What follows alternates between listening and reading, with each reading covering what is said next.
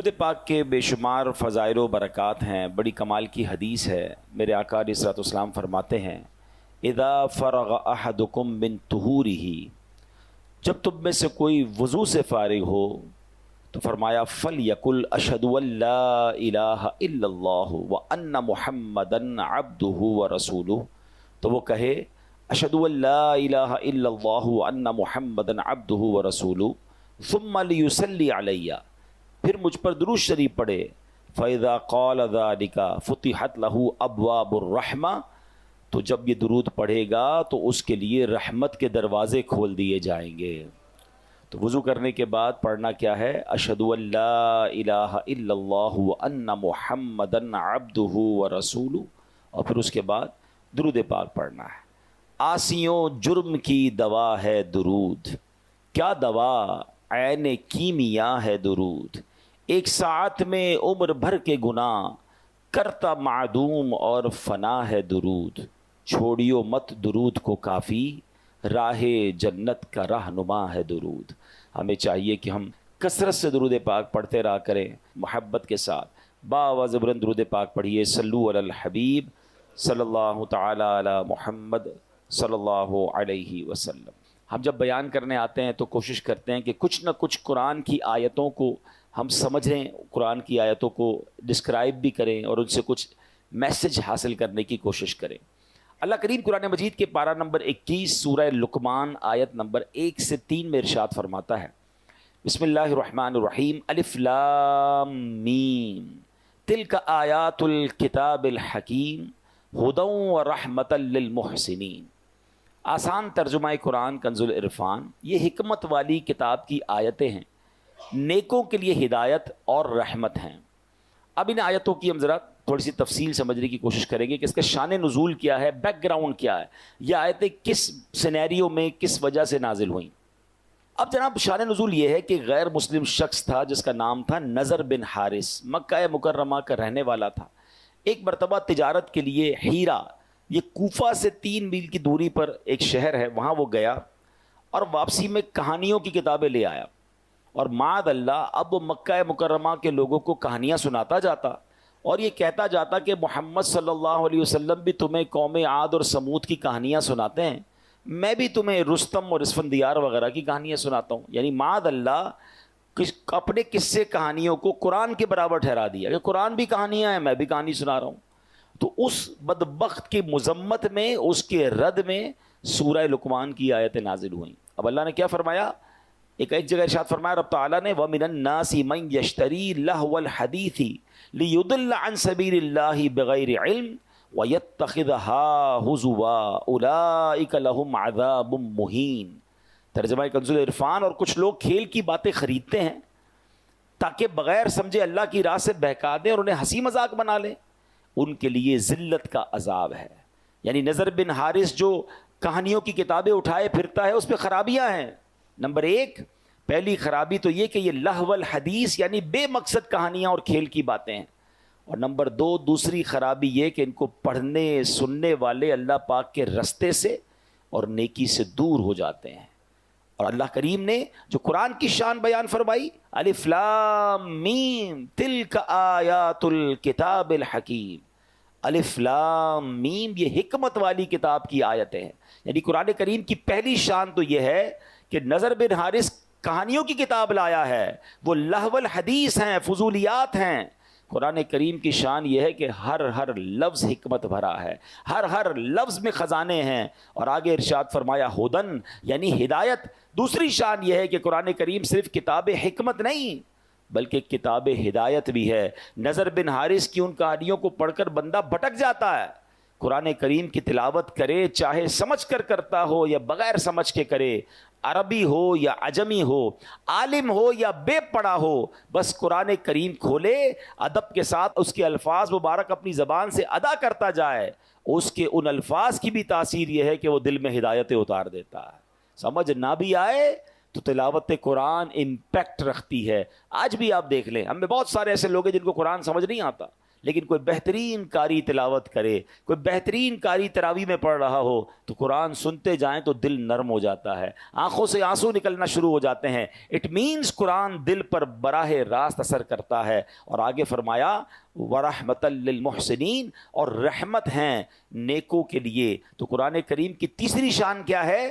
جو اول تا آخر رحمت ہی رحمت ہے. دنیا کی کوئی ایسی کتاب نہیں جس کے ایک ایک حرف کو تلاوت کرنے پر 10 نیکیاں ملتی ہوں. یہ صرف قرآن پاک کی شان ہے. بندہ جب قرآن پاک کو کھول بیٹھتا ہے نا، صرف قرآن کو دیکھنا شروع کرتا ہے، پڑھنا شروع کرتا ہے، چھما چھم رحمتیں برسنا شروع ہو جاتی ہیں اور نیکیوں کا ذخیرہ جو ہے وہ بڑھتا چلا جاتا ہے. اب پیارے اسلامی بھائیوں، اب یہاں ہمیں بہت اہم بات قرآن سے جو میسج لینا ہے. آج ہم میں سے بہت سارے لوگ کچھ نہ کچھ پڑھ رہے ہوتے ہیں، کچھ کتاب سے پڑھ رہے ہوتے ہیں، کچھ فیس بک پہ پڑھ رہے ہوتے ہیں، کوئی یوٹیوب پہ دیکھ رہے ہوتے ہیں، کچھ سوشل میڈیا پوسٹیں ہماری نظروں سے آ رہی ہوتی ہیں، گھنٹوں ہمارا کچھ نہ کچھ ہماری آنکھوں کے سامنے سے گزرتا ہے، لوگ پڑھ رہے ہوتے ہیں. اس مقام پر نضر بن حارث کے ان باتوں اور قرآن کریم کا تقابل کر کے جو ہمیں میسج دیا گیا نا، وہ سمجھنا ضروری ہے. نمبر 1، کچھ بھی پڑھنا ہو اس میں پہلی بات یہ چیک کرنی ہے کہ پڑھ کر ہدایت ملے تو پڑھ لو، فضولیات پر مبنی ہے تو بچ جاؤ. جو پڑھ رہے ہو اس سے حکمت و نصیحت ملتی ہے تو پڑھ لو، فضولیات ہیں، گمراہی آتی ہے، نیکی سے دور ہو جاؤ گے، اس سے بچ جاؤ. اگر اسے پڑھ کر ثواب ملنے کی امید ہے تو پڑھ لو، اور ثواب ملنے کی امید نہیں بلکہ گناہ کی امید ہے، اس سے بچ جاؤ. تو اب یہ کلیہ سامنے رکھ لیں کہ کیا دیکھنا ہے، کیا سننا ہے، کیا نہیں سننا، کیا پڑھنا ہے، کیا نہیں پڑھنا. اگر یہ بات ہمیں سمجھ آ جائے تو قرآن نے اپنی شان بھی بیان کر دی اور رہتی دنیا کو پڑھنا، سننا، دیکھنا کیا ہے اور کیا نہیں دیکھنا اس کا فارمولہ بھی بتا دیا. اب میرے پیارے اسلامی بھائیوں، حضرت زید بن اسلم رضی اللہ تعالیٰ، دیکھیں قرآن کتنا امپیکٹفل ہے اور اس کی ایک ایک آیت، ایک ایک سورت کس قدر درس رکھتی ہے. کہ ایک مرتبہ ایک شخص بارگاہ رسالت میں آیا اور نبی پاک علیہ الصلوۃ والسلام نے کہا کہ ایک صحابی سے کہ یہ نیا مسلمان ہوا ہے، نئے شخص آئیں کو قرآن سکھاؤ. صحابی رسول نے لے کر بیٹھ گئے اور قرآن سکھانا شروع کیا. ایک اور بات سمجھ آئی کہ قرآن سیکھنا سکھانا یہ دربار رسالت میں موجود صحابہ کا طریقہ تھا. ایک حدیث پاک بھی ہے، خیرکم من تعلم القرآن وعلمہ، تم میں بہترین وہ ہے جو قرآن سیکھے اور دوسروں کو سکھائے. ہم اتنے سارے لوگ بیٹھے ہیں، کیا ہم ان بہترین لوگوں میں شامل ہیں یا قرآن خود سیکھ لیا ہے؟ اگر سیکھ لیا ہے تو کیا دوسروں کو سکھاتے ہیں؟ ہماری بہت بڑی تعداد ہے جن کو قرآن پڑھنا ہی نہیں آتا، پراپر پڑھنا نہیں آتا. بہرحال صحابی رسول نے قرآن سکھانا شروع کیا، سورہ زلزال سکھائی، 7ویں آیت سکھائی تو کہتے بس مجھے اب کافی ہے، اتنا کافی ہے. تو صحابی رسول نبی پاک کے پاس آئے، کہتے ہیں حضور یہ تو 7 آیتیں سیکھ کر کہہ رہے ہیں مجھے کافی ہے، اور پڑھ ہی نہیں رہے آگے. کہتے بس 7 آیتیں کافی ہیں. اللہ اکبر. نبی پاک نے فرمایا اسے چھوڑ دو، اسے فقاہت یعنی دین کی سمجھ مل گئی ہے. یعنی 7 آیتوں میں اتنا کمال. سکھانے والے کون تھے؟ صحابی رسول تھے نا. کس انداز سے سکھایا ہوگا، کیسا دل میں اتارا ہوگا. سچی بات تو یہ کہ بعض اوقات قرآن کی ایک آیت اگر صحیح سمجھ آ جائے اور بندہ اس پر عمل کر لے، زندگی گزارنے کے لیے کافی ہے. نبی پاک نے فرمایا 7 آیتیں سیکھ لی، اس کو فقاہت مل گئی، اس کو دین کی سمجھ مل گئی. تو اب پتا چلا کہ یہ ہے قرآن، یہ ہے کتاب ہدایت کہ اس طرح امپیکٹ کریٹ کرتی ہے اور بندہ دل سے پڑھے سمجھ لے تو اس کی زندگی سنور جایا کرتی ہے. حضرت جبیر بن مطعم رضی اللہ تعالیٰ عنہ صحابی رسول ہیں. فتح مکہ سے پہلے انہوں نے اسلام قبول کیا اور مدینہ منورہ میں رہتے تھے، وہیں انہوں نے وفات پائی. اپنے اسلام قبول کرنے کا واقعہ بیان کرتے ہیں کہ کیسے اسلام قبول کیا. کہتے ہیں غزوہ بدر میں جو غیر مسلم قید ہوئے تھے ان قیدیوں کی بات چیت کرنے کے لیے میں مدینہ منورہ آیا تھا، یعنی غیر مسلموں کی طرف سے نیگوشیشن کے لیے. کہتے ہیں میں مدینہ منورہ آیا، جب یہاں پہنچا تو مغرب کا وقت تھا، مسلمان مغرب کی نماز پڑھ رہے تھے، نبی پاک علیہ الصلوۃ والسلام امامت فرما رہے تھے اور پیارے آقا نے نماز کے اندر جو آیت تلاوت کی، وہ نماز کی جو تلاوت تھی وہ مسجد کے باہر بھی آواز آ رہی تھی اور پیارے آقا سورہ طور کی تلاوت فرما رہے تھے. اب میں حیران ہو گیا کہ آواز کیسی ہے، قرآن پڑھنے والا کون؟ اللہ کے حبیب علیہ الصلوۃ والسلام جن پہ قرآن نازل ہوا ہے، اور کلام کس کا؟ اللہ کا کلام. وہ کیسی تاثیر ہوگی. کہتے ہیں مسجد کے باہر کھڑا ہو گیا اور اب میرے کانوں میں نبی پاک کی پیاری میٹھی آواز اور اللہ کا کلام جانے لگا اور نبی پاک نے یہ آیات پڑھی، ان عذاب ربک لواقع ما لہ من دافع، بے شک تیرے رب کا عذاب ضرور واقع ہونے والا ہے، اسے کوئی ٹالنے والا نہیں. کہتے ہیں ان آیات کو سنا تو میرا دل ایسے ہو گیا جیسے ابھی پھٹ جائے گا. مجھے یوں لگا تھا کہ میں یہاں سے قدم بھی نہیں اٹھا سکوں گا، اس سے پہلے ہی مجھ پر عذاب برس جائے گا۔ میں نے اللہ پاک کے عذاب سے ڈر کر اسی وقت توبہ کی اور ایمان قبول کر لیا۔ آئے تھے غیر مسلموں کی طرف سے نیگوشیشن کرنے، مگر قرآن نے دل پر ایسا امپیکٹ کیا، اتنا انڈرسٹینڈ کیا قرآن کو کہ فوراً ایمان قبول کر لیا۔ تو یہ ہے قرآن۔ اللہ پاک ہمیں قرآن اس کی حقیقی روح کے مطابق پڑھنے کی توفیق عطا فرمائے۔ اللہ اکبر۔ قرآن گناہ گاروں کو کیسے ہدایت دیتا ہے۔ ایک بار حضرت ابو ہاشم رحمۃ اللہ تعالی علیہ فرماتے ہیں، ایک مرتبہ بصرہ کشتی میں جانے کے لیے سوار ہوا۔ اس کشتی میں ایک مرد بھی تھا، اس کے ساتھ کنیز بھی تھی۔ آگے بڑھے تو مرد نے اپنی کنیز سے کہا ذرا شراب پلاؤ، اس نے شراب پلائی۔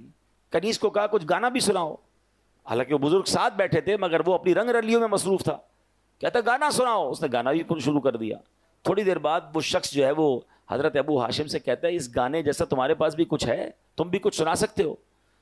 اب ان کو موقع ملا، انہوں نے قرآن کی تلاوت شروع کر دی۔ اب سنیں قرآن کی کون سی آیتیں پڑھی۔ دیکھیں قرآن کی کچھ صورتیں تو ایسی ہیں جو کمال ہے نا، بندہ ایسا لگتا ہے اس کا ایسا ترنم ہے، ایسی لے ہے، ایسا انداز ہے کہ بندہ رحمت کے دریا میں تیرنا شروع ہو جاتا ہے۔ انہوں نے کیا پڑھنا شروع کیا؟ بسم اللہ الرحمن الرحیم، اذا الشمس کورت واذا النجوم انکدرت واذا الجبال سیرت۔ 30واں پارہ ہے، سورہ تکویر ہے، قیامت کی منظر کشی قرآن کر رہا ہے۔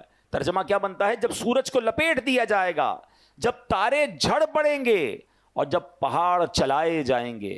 ان آیات کو سن کر وہ شخص رونے لگا جو تھوڑی دیر پہلے شراب پی رہا تھا، گانے سن رہا تھا۔ جب وہ کہتے ہیں اس آیت پر میں پہنچا وَإِذَا الصُّحُفُ نُشِرَتْ، اور جب نامہ اعمال کھولے جائیں گے۔ روتے روتے وہ شخص اپنی کنیز سے کہتا ہے میں اللہ کے لیے تجھے آزاد کرتا ہوں، اس شراب کو پانی میں بہا دو۔ اور اب کہتے ہیں وہ ابو ہاشم رحمۃ اللہ تعالی سے پوچھتا ہے کیا میری توبہ بھی قبول ہو سکتی ہے؟ میں تو بڑا گناہ گار، میں شرابی، میں برے کام کرنے والا، قرآن سے مجھے ہدایت مل رہی ہے۔ اللہ اکبر۔ اللہ والوں کو قرآن بھی کیسا یاد تھا، اس کے اس سوال کا جواب بھی انہوں نے قرآن سے دیا۔ فرماتے ان اللہ یحب التوابین ویحب المتطہرین، بے شک اللہ بہت توبہ کرنے والوں سے محبت فرماتا ہے اور خوب صاف ستھرے رہنے والوں کو پسند فرماتا ہے۔ ہائے ہائے، یہ سن کر اس بندے نے توبہ کر لی کہ اللہ کا پیغام ہے کہ اللہ توبہ کرنے والوں کو قبول فرماتا ہے۔ تو یوں قرآن زندگیاں بدلتا ہے، یوں قرآن ہدایت دیتا ہے، یوں قرآن دلوں کی دنیا بدل دیتا ہے۔ مگر بات یہ ہے کہ قرآن سے محبت بھی تو ہونا۔ قرآن پتہ ہے قیامت کے دن کیسے کام آئے گا؟ بہت ساری چیزوں سے دوستی لگائی ہوئی ہے لوگوں نے۔ پوچھو کیا ہابی ہے؟ میری ہابی اسپورٹس ہے، میری ہابی موبائل پر گیم کھیلنا ہے، میری ہابی کیا ہے جناب میں کمپیوٹر پہ ٹائم گزارتا ہوں، میری ہابی فلاں پتہ نہیں ٹامی جونی پتہ نہیں کس کس کی کتابیں پڑھتے رہتے ہیں۔ ارے مسلمان کی پہلی ہابی تو قرآن ہونا چاہیے نا، پہلی مصروفیت تو قرآن ہونی چاہیے۔ سنو قرآن کیا کام دے گا۔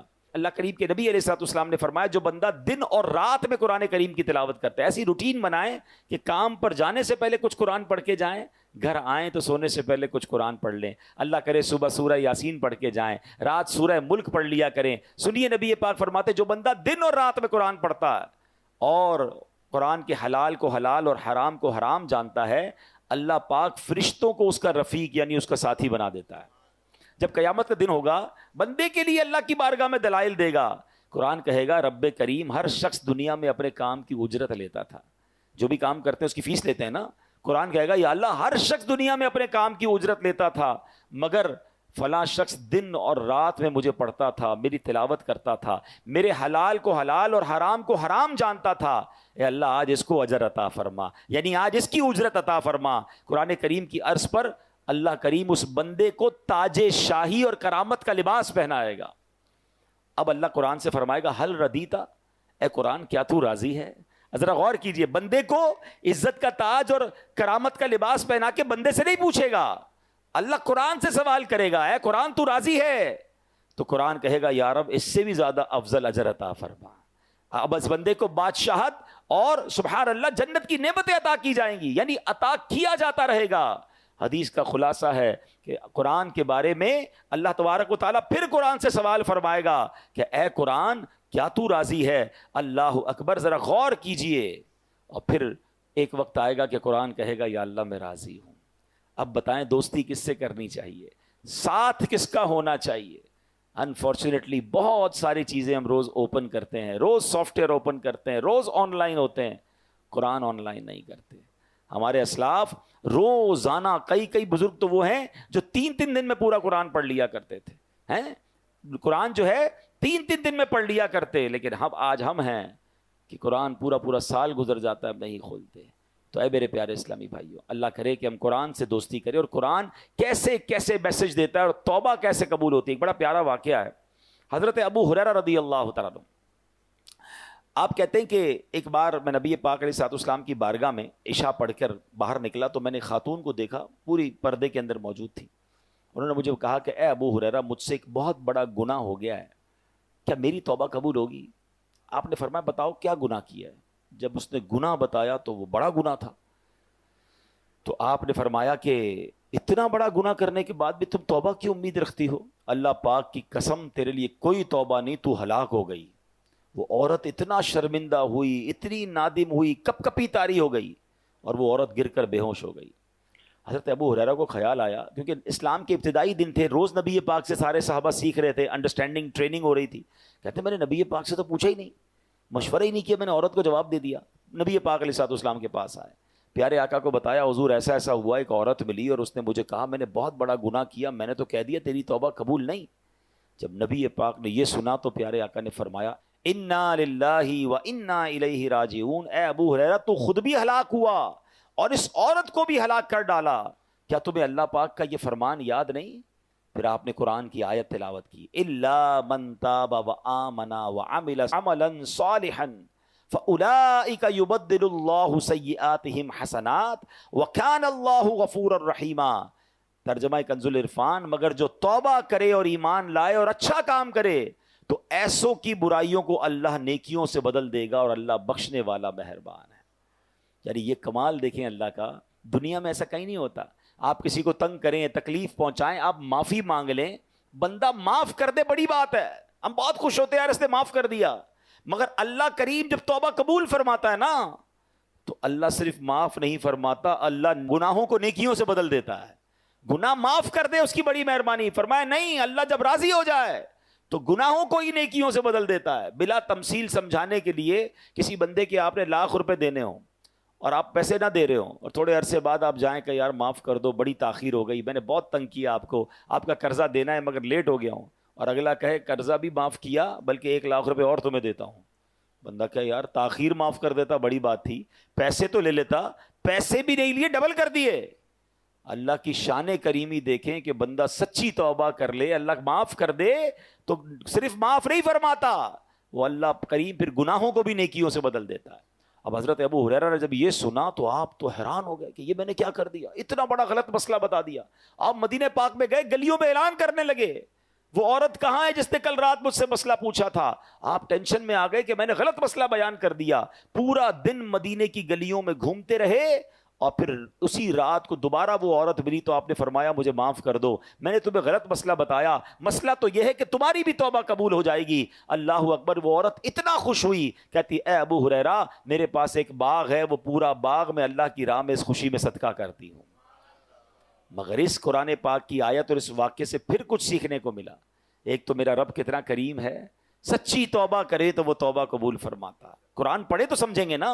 اور سیکنڈلی کہ غلط مسئلہ کسی کو نہیں بتانا چاہیے. حضرت ابو ہریرہ رضی اللہ تعالیٰ سے مسٹیک ہوئی تو آپ پھر مدینے کی گلیوں میں پورا دن گھومتے رہے، اس عورت کو تلاش کیا کہ وہ غلطی میری ختم ہو جائے. مگر آج جس کے منہ میں جو آتا ہے قرآن کی تفسیر بیان کر رہا ہے، حدیث لوگ باتوں پہ کہہ رہے تھے اللہ قرآن میں فرماتا، اس سے پوچھو کہاں فرماتا، یہ نہیں پتا. تمہیں نہیں پتا اللہ کیا کہتا ہے؟ ارے بھائی اللہ کیا کہتا ہے یہ کہنے کے لیے آپ کے پاس دلیل ہونی چاہیے. بھائی حدیث میں یہ آتا ہے. آپ نے کون سی حدیث پڑھی ہے؟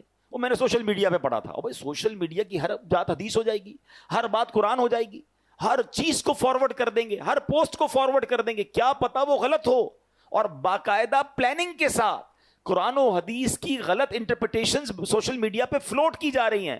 کہ آپ کو نہیں پتا قادیانی لابی کیسے کام کر رہی ہے؟ معاذ اللہ قرآن میں وہ تحریف کر رہے ہیں اور ہمیں تو آتا جاتا کچھ نہیں. جو پوسٹ آئی آگے بڑھا دی، جو پوسٹ آئی آگے بڑھا دی. آپ یاد رکھیے اللہ قرآن میں ارشاد فرماتا ہے وَمَنْ أَظْلَمُ مِمَّنِ افْتَرَىٰ عَلَى اللَّهِ كَذِبًا. اس سے بڑھ کر ظالم کون جو اللہ پر جھوٹ باندھے. اللہ پر جھوٹ باندھنے کا مطلب کیا ہے کہ اگر کوئی یہ کہے کہ اللہ یہ فرماتا ہے، اللہ کے رسول یہ فرماتے، تو اللہ رسول پر جھوٹ باندھنا ہوا نا. نہیں فرمایا انہوں نے. کیا آپ کو پورا قرآن یاد ہے؟ آپ کو پوری حدیثیں یاد ہیں؟ ہر پوسٹ کو فارورڈ کرنا ہے. کتنی من گھڑت حدیثیں, کتنی من گھڑت روایتیں سوشل میڈیا پہ فلوٹ کر دی جاتی ہیں, مسلمان اس کے ساتھ چل رہے ہوتے ہیں. ایسا نہ کریں. آپ کو نہیں کنفرم, آپ مسئلہ آگے نہ بتائیں, کیونکہ مسئلہ غلط بتایا اور وہ جب تک عمل کرتا رہا اس کا عذاب کس پر آئے گا. تو ہمیں بیسٹ طریقہ تو یہ کہ اگر کوئی دینی پوسٹ فارورڈ کرنی ہے, بلکہ خود بھی عمل کرنا ہے, کسی عالم دین سے پوچھ لیں. اب آپ کہیں یار ہر پوسٹ میں تو روز کی پتہ نہیں سینکڑوں پوسٹیں چلاتا رہتا ہوں, تو واجب تو نہیں آپ پر ہر پوسٹ کو لائک شیئر کرتے رہنا. اور اگر آپ کا پھر بھی شوق ہے تو میرا مشورہ ہے کہ آپ dawat-islami.net یہ ہماری ویب سائٹ ہے, جہاں روز کی اوتھنٹیکیٹ علماء کرام, مفتیان کرام سے اپروفڈ پوسٹ, حدیثیں, قرآن کی آیتیں آ رہی ہوتی ہیں, وہاں سے لیں اور شیئر کر دیں, ثواب بھی ملے گا اور آپ مطمئن بھی ہوں گے کہ جناب یہ اوتھنٹیکیٹ ہے. ورنہ ایسا نہ ہو کہ غلط مسئلے آگے فارورڈ کرنے کی وجہ سے ہم بھی گناہ گار ہوں. اللہ مجھے اور آپ کو ایسی احتیاط بھی نصیب فرمائے. انسان ہے نا ہم بھی, جیسے میں بیٹھا ہوں بیان کر رہا ہوں, مجھ سے بھی غلطی ہو سکتی ہے, لیکن اگر کسی بیان کرنے والے سے بھی غلطی ہو جائے اور اسے پتہ چل جائے کہ بھائی آپ نے آیت ٹھیک نہیں پڑھی, حدیث صحیح بیان نہیں کی, یا مسٹیک ہو گئی ہے, سلپ آف ٹنگ ہو جاتا ہے, شرمانا نہیں ہے. ہاں فوراً بتائیں کہ میری غلطی ہے, میں نے غلط پڑھا تھا, صحیح یہ ہے, کیونکہ لوگوں کی شرم کی وجہ سے کئی قیامت میں مارنا پڑے. ہم نے دیکھا کہ امیر اہل سنت, فاؤنڈر آف دعوت اسلامی, اتنی بڑی ہستی ہوتے ہوئے براہ راست چینل پر بتاتے ہیں کہ بھائی فلاں مسئلے میں غلطی ہوئی تھی, صحیح مسئلہ یہ ہے. اس میں کوئی شرم اور آر نہیں ہونی چاہیے. چند لوگوں کی شرم اٹھانے کے لیے کہ لوگ کیا کہیں گے. ارے لوگ کچھ کہیں نہ کہیں, اگر رب ناراض ہو گیا اور گناہ جاریہ ہو گیا, میں نے جائز کو ناجائز کہہ دیا اور ناجائز کو جائز کہہ دیا, تو میرے لیے تو عذاب کا باعث بن جائے گا. تو کبھی بھی زندگی میں اگر کوئی آپ کو بتا بھی دے نا کہ یار آپ سے یہ غلط مسئلہ بیان ہو گیا ہے, آپ نے یہ مسٹیک کی ہے, تو اس میں 1 منٹ نہ لگائیں اور فوراً اس کو ٹھیک کریں, اور الحمدللہ علماء حق سے رابطے میں رہیں تو انشاءاللہ اس کی برکتیں ملتی رہیں گی. ایک اور پیاری حدیث, نبی پاک علیہ الصلوۃ والسلام فرماتے ہیں, ایک شخص نبی پاک کی خدمت میں حاضر ہوا, عرض کی یا رسول اللہ افضل عمل کون سا ہے؟ فرمایا تم پر لازم ہے حال مرتحل, یعنی منزل پر پہنچ کر پھر سفر شروع کر دینے والے بن جاؤ. عرض کیا حضور یہ مرتحل کیا ہے, یہ کیسا کام بندہ ہے؟ تو فرمایا جو قرآن پاک کو ابتدا سے پڑھے اور اختتام پہ پہنچے اور پھر دوبارہ پڑھنا شروع کر دے, پھر ختم ہو پھر پڑھنا شروع کر دے, یعنی منزل پر پہنچ کر پھر سفر شروع کر دے, تو سبحان اللہ اس کو مرتحل کہتے ہیں, اور یہ افضل عمل ہے. اللہ کریم سے دعا ہے اللہ مجھے اور آپ کو ذوق و شوق کے ساتھ تلاوت قرآن کا شوق نصیب فرمائے.